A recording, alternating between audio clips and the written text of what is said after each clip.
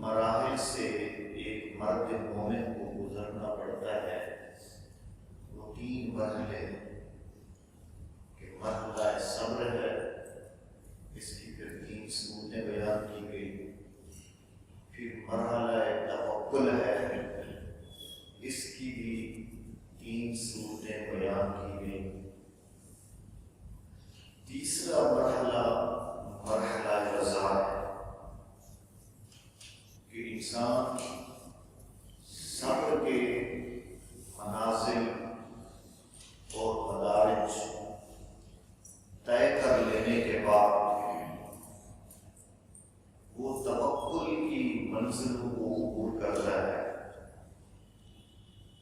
توکل کی منازل کو عبور کر لینے کے بعد پھر وہ مرحلہ صبر میں داخل ہوتا ہے، مرحلہ رضا میں داخل ہوتا ہے، پھر رضا کا آغاز ہوتا ہے۔ بہت سے اولیاء کرام اللہ کے نیک اور صالح انسان وہ مرحلہ صبر میں رک گئے،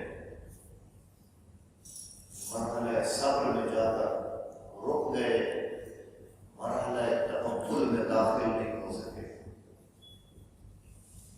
بہت سے اولیاء کرام مرحلہ صبر سے گزر کر مرحلہ توکل میں جا کر رک گئے، بھروسے میں جا کر رک گئے۔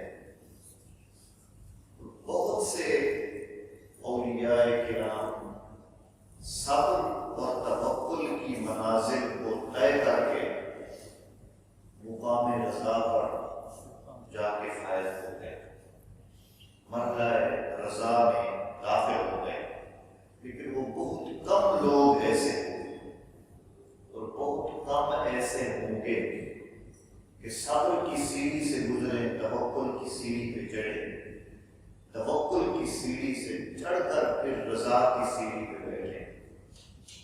یہ بہت کم لوگوں کو ایسا نصیب ہوتا ہے کہ رضا پر قضا، اللہ کی تقدیر پہ راضی رہنا، یہ خال خال لوگوں کو نصیب ہوتا ہے، اس پہ راضی رہنا۔ جس طرح ہم نے صبر کے 3 درجے بیان کیے، الصبر للہ، الصبر علی اللہ، الصبر مع اللہ، پھر اسی طرح توکل کے بھی 3 درجے بیان کیے، اسی طرح رضا کے بھی 3 درجے، مقام ایک رضا کا مقام ہے، بندے کو حاصل ہوتا ہے، کہتے ہیں کہ مقام رضا پر فیض ہے، اس کے بھی 3 درجے۔ میں نے عرض کی تھی کہ ہر انسان کا ضمیر، اس کی روح، اس کے اندر بیٹھنے والا جوان اسے فیصلہ دیتا ہے کہ اے سنانے والے، سننے والے، تو کس راستے کا مسافر ہے، تو کس درجے پر فیض ہے، اسے خود اندازہ ہو جاتا ہے کہ ہم کس درجے کے صابر ہیں، کس درجے کے متوکل ہیں، کس درجے کے ہم اللہ کی تقدیر پر راضی رہنے والے ہیں۔ رضا کا ایک مقام ہے، اس کو کہتے ہیں ترک الاختیاری قبل القضاء۔ اس کا مطلب یہ ہے کہ جب قضا کی چھری چلنے لگے، اللہ کی تقدیر کی چھری تیز دھار چلنے لگے اور بندے کو اس سے بچنے کا اختیار ہو، بندے کو اس سے بچنے کا اختیار ہو، اسے علم ہو کہ میں اس سے بچ بھی سکتا ہوں، اللہ نے جو مجھ پر فیصلہ نافذ کیا ہے، تقدیر کی چھری چلنا چاہتی ہے، لیکن بندے کو بچنے کا بھی اختیار ہے، بچ بھی سکتا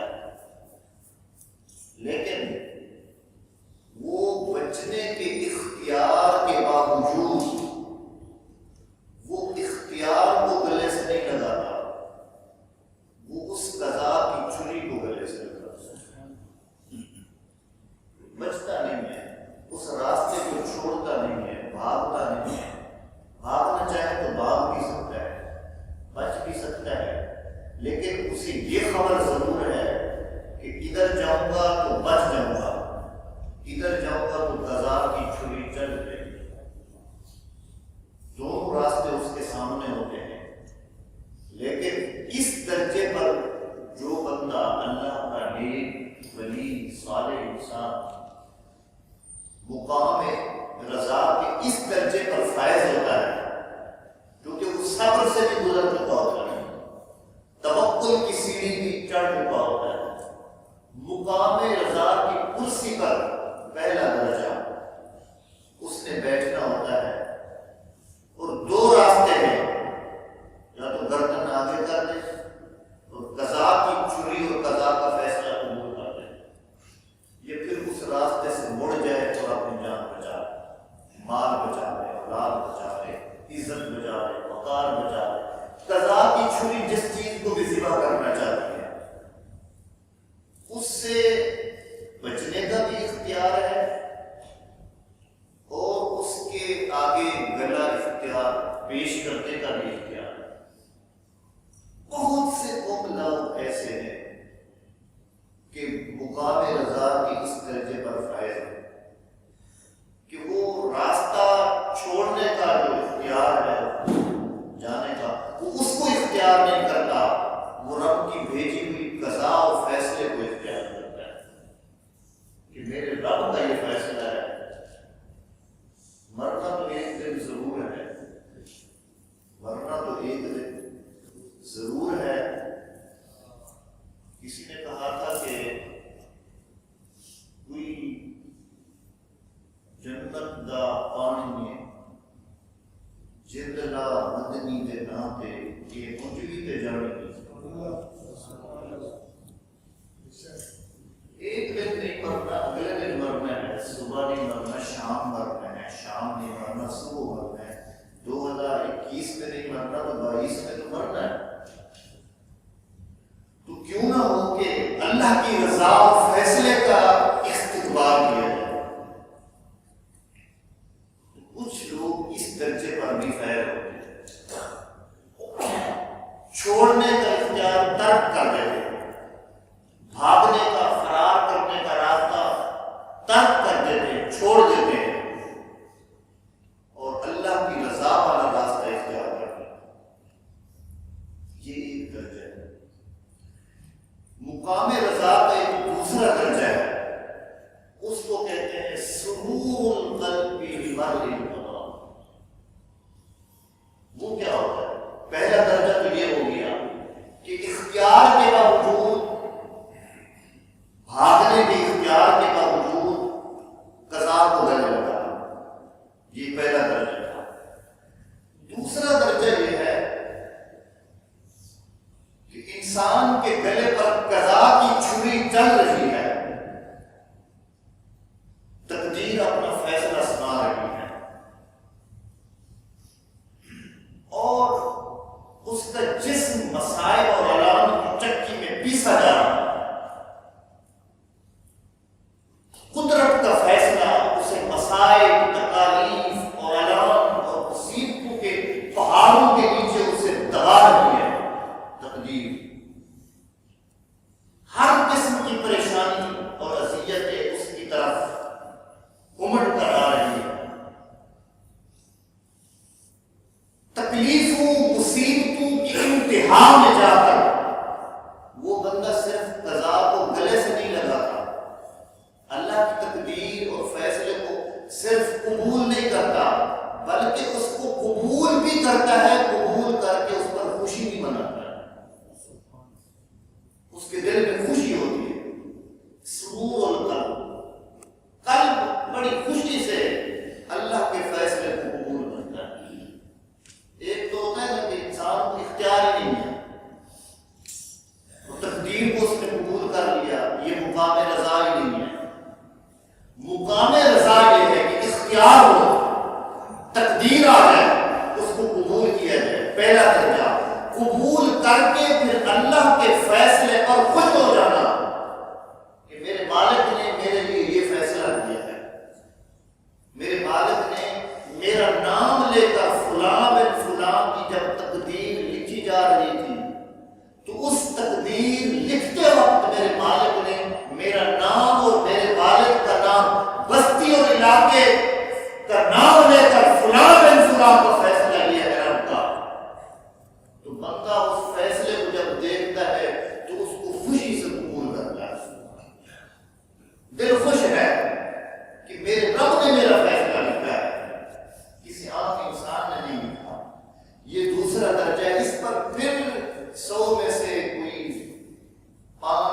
لوگ یا ایک دو لوگ فائز ہوتے ہیں کہ اللہ کے قضا پر اور فیصلے پر خوش ہو جائے.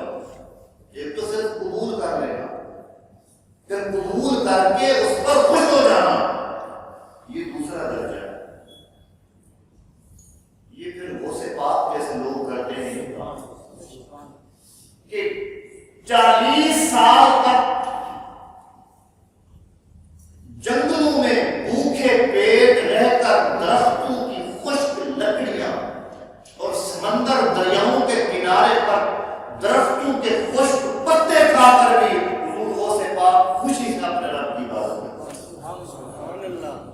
خوشی سے اپنے رب کی عبادت کرتے تھے. دل میں ملال نہیں ہوتا، پریشانی نہیں ہوتی تھی کہ میں اتنا عبادت گزار ہوں، میں اتنا عارف ہوں، میں اتنا زاہد ہوں، میں اتنا بڑا حاجی، میرے رب نے میرے گھر میں یہ مصیبت کیوں بھیجی ہے. ایسی بات ہی نہیں ہوتی. بات یہ ہے کہ تقدیر کو گلے لگانا، گلے لگا کر پھر خوش ہو جانا، یہ دوسرا درجہ ہے. خوش ہو جانا، میرے مالک نے یہ میرا فیصلہ لکھا ہے. تیسرا درجہ ہے مقام رضا کا. ایک دو درجے یہ ہو گئے. تیسرا درجہ یہ ہے کہ تقدیر کے فیصلے کو قبول بھی کرنا، راہ فرار اختیار نہ کرنا، قبول کر کے اس پر خوش بھی ہونا. دونوں درجے جمع ہو گئے. خوش ہو کر پھر زندگی بھر اس مصائب اور آلام اور جو تقدیر کی چھری اس پر چلی تھی اور مصیبتوں کے پہاڑ اس پر ٹوٹے تھے، زندگی بھر کبھی اس کا شکوہ بھی نہ کرنا.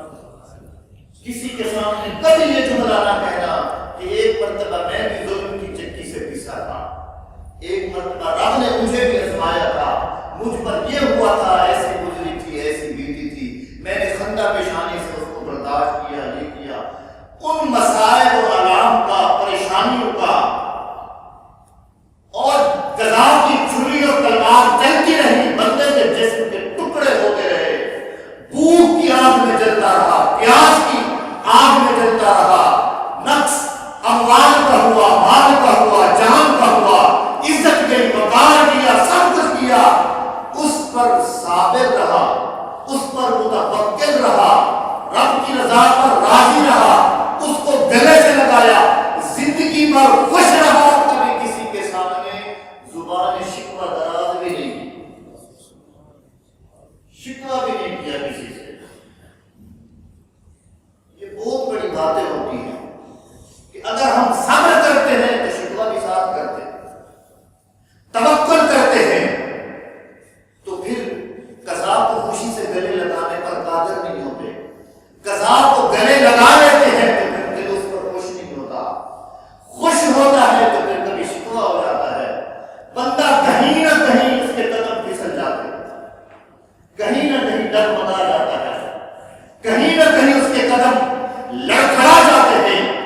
ہزاروں میں سے کوئی ایک دو انسان ایسے ہوتے ہیں کہ صبر کے تینوں تک مدارج طے کرتے ہیں، توکل کے تینوں مدارج طے کرتے ہیں، اور مقام رضا کے تینوں درجے فیض اس پر ہو کر جب مقام رضا کی کرسی پر بیٹھتے ہیں.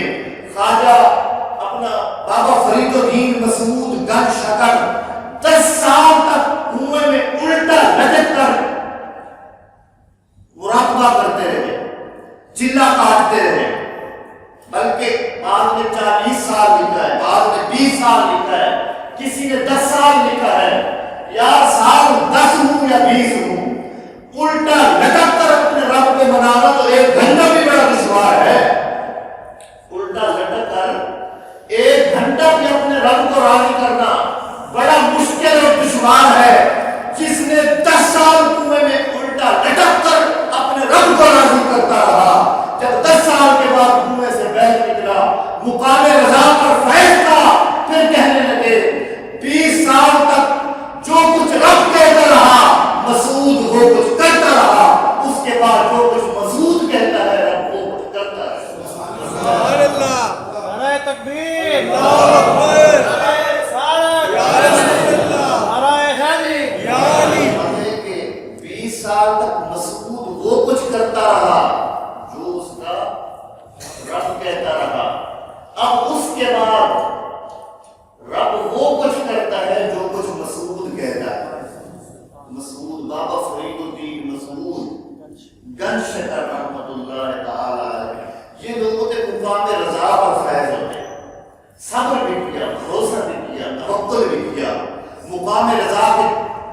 کچھ درجات پر فیض ہو کر، ورنہ بہت سے اولیاء مقام رضا پر آ کر ڈگمگا جاتے ہیں۔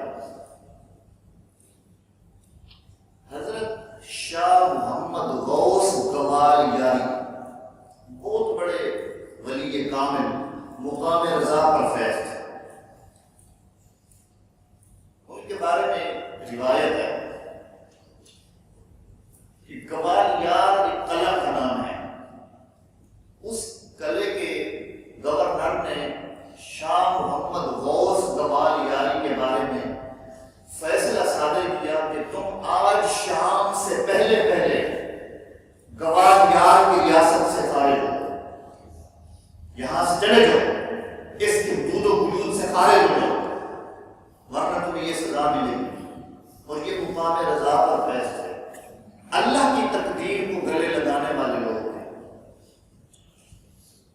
فیصلہ صادر ہوا، وہاں سے اپنے خاندان کو، مریدین کو، ماننے والے متوسلین کو ساتھ لیا، گھوڑوں پہ سواری کی، پورا خاندان سوار ہوا اور اس قلعہ گوال یار کی حدود سے بہر جانے لگے۔ ہندو نے یہ جان کر، جو ہندو لٹیرے لوگ تھے، انہوں نے یہ جان کر کہ اب یہ بے یار و مددگار ہیں، ان کے ساتھ کوئی نہیں ہے، انہوں نے اس گوال یار قلعے کی حدود کے اندر شاہ محمد غوث گوال یاری کے قافلے پر حملہ کر دیا۔ چونکہ یہ مقام رضا پر فیض تھے، قافلے کو لوٹتا ہوا دیکھتے، مال لوٹتا ہوا دیکھتے، ان کے پیچھے ایک چھوٹی سی بچی، ان کی نواسی، حضرت شاہ محمد غوث کی ایک نواسی چھوٹی بچی ان کے پیچھے گھوڑے پر سوار تھی، اس کے کانوں میں سونے کی بالیاں تھیں، تو پیچھے قافلہ لوٹتا رہا، مریدین قتل ہوتے رہے، خون کی نالیاں بہتی رہی، دیکھتے رہے مقام رضا پر فیض تھے۔ اللہ کا بھیجا ہوا فیصلہ ہے، کوئی کرامت، کوئی دعا، کوئی التجا نہیں تھی۔ جب وہ لوٹ مار کرتے ہوئے ڈاکو ہندو آپ کے گھوڑے تک پہنچے اور آپ کی نواسی چھوٹی بچی کے کانوں سے بالیاں نوچی تو کان چل گئے اور کانوں سے خون کے فوارے بہ گئے۔ معصوم بچی کی چیخو پکار تو دل کو چیر دی۔ نواسی ہو، بیٹیوں کے مقابلے میں نواسیاں بھی بڑی پیاری ہوتی ہیں، تو جب نواسی کی چیخو پکار اور اس کی رونے کی آواز اور خون میں لت پت دیکھا تو وہ ایک عرصہ تک جو مقام رضا پر فیض تھے، پورے قافلے کو لٹتا ہوا دیکھ کر، قتل ہوتا ہوا دیکھ کر کچھ نہیں کیا تھا۔ اب جب نواسی کا معاملہ آیا تو مقام رضا سے پھسل گئے، مقام رضا سے قدم ڈگمگا گئے، چونکہ صبر کے مناظر بھی طے کر چکے تھے، توکل کے مناظر بھی طے کر چکے تھے، مقام رضا پر فیض تھے۔ ایک طویل دن، لحظہ، گھنٹے دیکھتے رہے، رب کی تقدیر کی چھری چلتی رہی، ڈاکو قتل کرتے رہے، مریدین لٹتے رہے، مقام رضا کی کرسی پر بیٹھنے والا دیکھتا رہا۔ لیکن جب نواسی کو خون میں لت پت دیکھا تو مقام رضا سے قدم پھسل گئے، اور جب نواسی کو روتے ہوئے دیکھا تو اپنی چھڑی ہوا میں لہرائی۔ شاہ محمد غوث گوال یاری کے چھڑی ہوا میں لہرانے کی دیر تھی، 100 کی تعداد میں ڈاکو کے سر کٹ کر زمین پر گر گئے، سر زمین پر گر کر کٹ کے گر گئے اور زمین پر بچھ گئی لاشیں، لیکن مقام رضا سے نیچے گر گئے، مقام رضا سے نیچے گر گئے۔ مقام بہت بڑا تھا، اس کا یہ مطلب نہیں ہے کہ ان کی ولایت ختم ہو گئی، ان کی غوثیت ختم ہو گئی، ایسی بات نہیں ہے۔ مقام پر جو فیض تھے اس مقام سے نیچے گر گئے۔ امام نبھانی کی کتاب ہے جامع کرامات اولیاء، اس میں بھی ایک بزرگ کا واقعہ شیخ احمد شربینی رحمۃ اللہ تعالی علیہ کا واقعہ درج کرتے ہیں۔ یہ بھی ایسے ولی کامل کے مقام رضا پر فیض تھے، मुकाम रज़ा पर फैज़ थे। इनका आखिरी उम्र में अल्लाह रब्बुल इज़्ज़त ने इनको एक बेटा दिया था। सारी जिंदगी ऐसे गुजर गई, औलाद नहीं हुई। वक्त के खुद गौस है, कुतुब है, वली कामिल है। लोग जब बच्चों की खैरात औलाद के लिए आते हैं, दुआ करते हैं, तो किसी के 5 बेटे हैं, किसी के 6 बेटे, अपना घर औलाद से खाली। रज़ा पर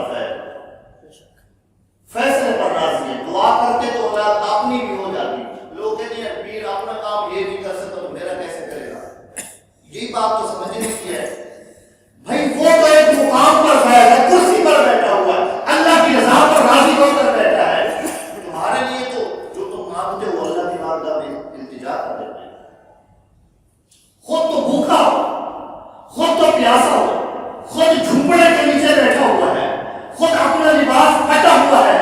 लोग कहते हैं इसके अपने मकान नहीं है, कारें नहीं है, हमें कैसे बंदे देगा, हमें कैसे कारोबार चला के देगा। भाई अल्लाह का बंदा वो मुकाम रज़ा की कुर्सी पर बैठा है, तेरे कारोबार चला बैठा है।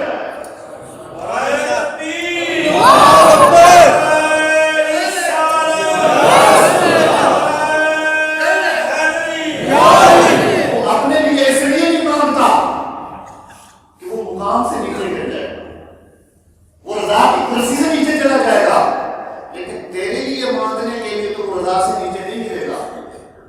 वो अपने मुकाम और मनसब की हिफाजत के लिए कई साल भूखे और बेदर्द गुजार देते थे, लेकिन उनके दर पे आने वालों को बादल बना देते। उनके दर पे आने वाले फिर अबू ज़र बन जाते थे, वक्त के कलंदर और दोस्त बन जाते थे, शहंशाह बन जाते थे। इनके दर की धूल मिल जाए तो बादशाह अपने ताजों को बदलते हैं, साथे रखते हैं, लेकिन खुद बोरिया नशीन होते हैं, मुकाम रज़ा पर बैठे होते हैं। ये मत सोचे कि इनके पास खुद कुछ नहीं रखते तो मुझे क्या देंगे। वो कज़ा की छुरी के नीचे ज़िबा हो रहे होते हैं। अल्लाह का फैसला ऐसा है, वरना निगाह वली में वो तकदीर देखी, बदलती हजारों की तकदीर देखी। बात तो ऐसी है उनकी, लेकिन खुद अपने लिए नहीं मांगते। वो ये समझते कि मेरे रब ने मेरा ये फैसला लिखा है, मैं क्यों तब्दील करूं। हम तो बेसब्रे होते हैं ना कि हम भूख की चक्की में पिस नहीं सकते, हम कारोबार की बंदिश में पिस नहीं सकते, हम बगैर छत के रह नहीं सकते, इसलिए हम दर दर ठोकरें खाते हैं। वो जो कि हर किस्म की चक्की में पिस सकते हैं, वो सिर्फ अपने रब की रज़ा के ताले बैठे होते हैं। वो देखना चाहता है कि बंदे मैं तुझे कई साल भूखा उल्टा कुएं में लटकाना चाहता हूं, तू राजी है? तो कहता अपना वसत करना, करूं तुझ पे जान फिदा, बस एक जान नहीं 2 जान फिदा, 2 जहां फिदा, 2 जहां से भी नहीं जी भरा, करूं क्या करूं जहां नहीं। वो तो ये कहते हैं, वो ये कहते हैं कि उनकी जुबान बोली ये होती है, हमारी बोली कुछ और है, उनकी बोली कुछ और है। तो शर्बीनी रहमतुल्लाह ताला अलैह मुकाम रज़ा पर फैज़ थे। आखिरी उम्र में अल्लाह ने औलाद दे दी, एक चांद सूरत बेटा मिल गया। मुकाम रज़ा पर बैठे थे ना, जब तक औलाद नहीं थी मुकाम रज़ा पर फैज़ रहे। अल्लाह ने फिर जांचना चाहा कि बे औलाद रखकर आजमाया है, अब औलाद देकर आजमाते हैं कि फिर भी रज़ा पर कायम रहते हैं कि नहीं। औलाद आ गई, चांद जैसे चेहरे वाला बेटा घर में आ गया। हुआ क्या, जब बच्चा चंद महीने का हो जाता है तो उसकी नशीली प्यारी रसीली आंखें बड़ी दिल को भली लगती है। कभी इंसान पेशानी पे बोसा देता है, कभी गालों पे बोसा देता है, कभी उठाता है, खेलता है, घर में चाहता जाता है। तो वो बीमार हो गया। अब माँ की आंख कटा रहा था, बाप की आंख कटा रहा था। शेख अहमद शर्बीनी घर में कई बार आते, अपने बेटे को देख के फिर चले जाते इबादत के मुसल्ले पर। फिर हुआ क्या, बेटा बीमार होता गया, घर वाली आई, उसने कहा आप अल्लाह के कामिल बरगुज़ीदा बंदे हैं, अल्लाह की बारगाह में इल्तिजा करो, बेटे की जान जाने वाली है, दुआ करो अल्लाह सेहत दे। शेख अहमद शर्बीनी ने फरमाया मैं अल्लाह की रज़ा पर राज़ी हूं। सुभान अल्लाह। दिया भी उसी ने है, अगर ले लेगा तो फिर भी उसी का है।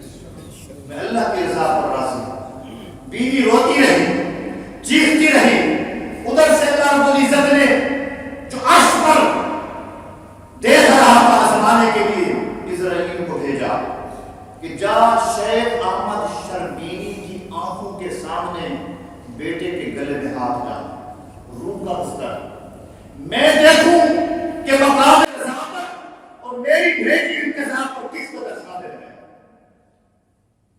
اسرائیل آئے، جب بچے کی جان نکالنے کے لیے ہاتھ بڑھایا، بچے کے چہرے پر نزع کی حالت اور کیفیت طاری ہوئی، شیخ احمد شربینی مقام رضا سے نیچے اتر۔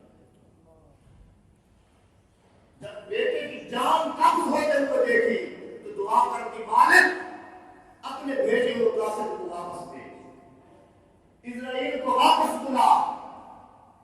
بس اتنا دعا کرنے کی دیر تھی تو علامہ نبھانی علیہ الرحمہ فرماتے ہیں کہ ادھر سے دعا کرنے کی دیر تھی، اللہ رب العزت نے اسرائیل کو فرمایا میں نے لکھی ہوئی تقدیر بدل دی ہے، لیکن شیخ احمد شربینی کو میں نے مقام رضا سے نیچے اتارا۔ یہ درجے ہیں، لیکن بہت سے اولیاء مقام رضا پر فیض ہوئے ہیں۔ لیکن میں پھر اپنی جملہ یہ کہنا چاہتا ہوں کہ دنیا کے سارے کتب، دنیا کے سارے دوست، دنیا کے سارے اقدار، دنیا کے سارے اولیاء امام حسین کی جوتی سے اڑنے والی گٹھ کے برابر نہیں ہے۔ ان کی جوتی سے اڑنے والی گٹھ کے برابر نہیں ہے۔ اگر یہ لوگ چھڑی لہرائے تو ڈاکو کے سر طرف ہو جائے، اگر یہ لوگ ہاتھ کے لیے دعا کے لیے ہاتھ اٹھائے تو پھر موت زندگی میں بدل جائے۔ تو امام حسین رضی اللہ تعالی عنہ جو مقام صبر پر بھی فیض تھے، مقام توکل پر بھی فیض تھے، مقام رضا پر بھی فیض تھے، اگر اولیاء کا یہ کمال ہے تو جن کے طرف سے ولایت ملی ہے اس حسین کا کمال کا کیا کمال ہے؟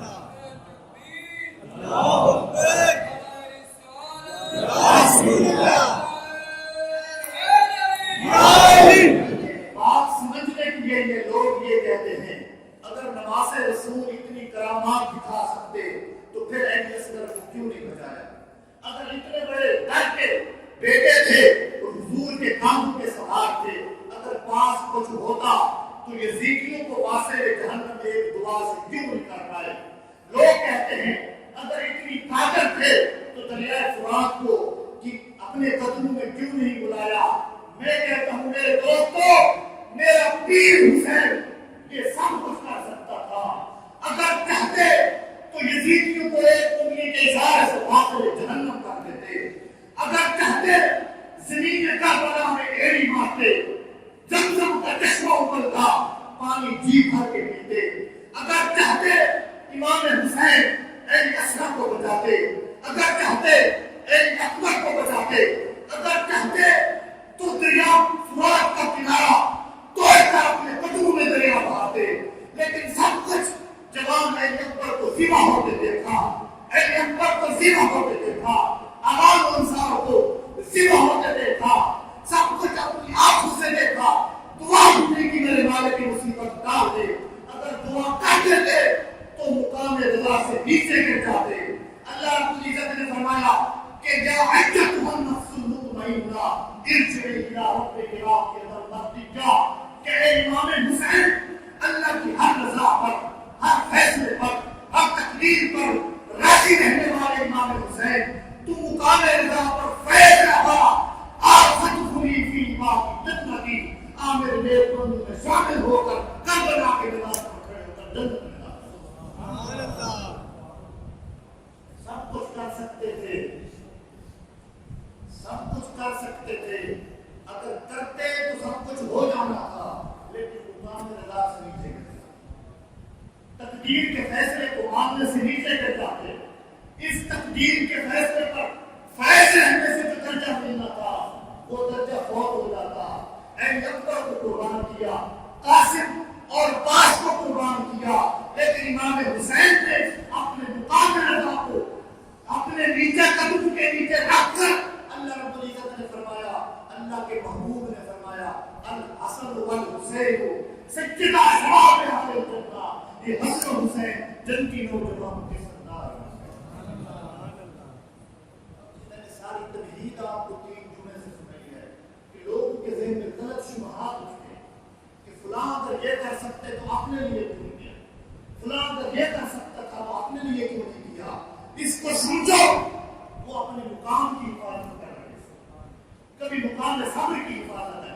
کبھی مقام تحفظ کی حفاظت ہے، کبھی مقام رضا کی حفاظت ہے، لیکن اپنے لیے تو مقام کی حفاظت ہے۔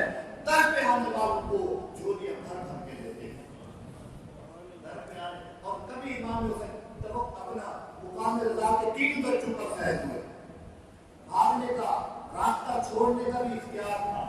صحابہ کرام کہتے تھے مقام کربلا نہ جاؤ، جب وہاں پہنچ گئے تو پھر بھی پیچھے آنے کا اختیار تھا، لیکن راستہ اختیار کا نہیں اپنایا، راستہ قضا کا اپنایا۔ پہلے درجے پر بھی فیض تھے، جب قضا کی چھری چل گئی، جسم کے ٹکڑے ہو گئے، قضا کو گلے سے بھی لگایا، ہنستے مسکراتے چہرے کے ساتھ میدان کربلا میں سجدے بھی ادا کیے۔ اور تیسرا فیصلہ تھا، تیسری قسم کی مقام رضا کی، کہ تقدیر کو گلے سے بھی لگانا، خوش بھی ہونا، کبھی زندگی بھر شکوہ بھی نہ کرنا، کبھی زندگی بھر شکوہ بھی نہ کرنا۔ امام حسین تو اس دنیا سے چلے گئے، آج رہتی دنیا تک نسل امام حسین کبھی مقام کربلا کے واقعے کا شکوہ بھی نہیں کرتے۔ وہ کہتے ہیں اللہ کا فیصلہ یہی رضی اللہ عنہ، وہ اللہ سے راضی تھے، اللہ ان سے راضی تھا۔ 3 درجات پر فیض تھے۔ اس وجہ سے ہمیں شبہات میں نہیں پڑنا چاہیے کہ خود کو کیوں نہ بچایا، یہ کیوں نہ کیا، فلاں کیوں نہ کیا۔ بھئی وہ مقام رضا پر فیض تھے، 1 درجے پر کی 2 پر نہیں۔ امام حسین رضی اللہ تعالیٰ عنہ رضا کے 3 درجات پر فیض، اونچی کرسی کے مالک تھے، اونچی بصیرت کے مالک تھے، اونچے مقام کے مالک تھے۔ ایک ہے اس کو بچاتے لیکن اونچے درجے سے گر جاتے۔ آپ نے اونچے درجے کی حفاظت کی ہے، جانے سب قربان کر دی، مال سب قربان کر دیے، وطن کی قربانی کی، جان کی قربانی کی، مال کی قربانی کی، اور اپنے تن من دھن کی قربانی کی۔ مقام رضا پر ویسے فیض ہے۔ آج بھی کہتے ہیں شاہ حسن حسین، شاہ حسن حسین۔ دنیا یزیدیت مٹ گئی، یزیدیت ہو گئی، یزیدیت خاک میں رل گئی۔ کل بھی حسین زندہ تھا، آج بھی حسین، کل بھی بلند تھا، آج بھی بلند ہے۔ رہتی دنیا تک لوگوں کے سینے پر ٹھنڈ پڑتی ہے،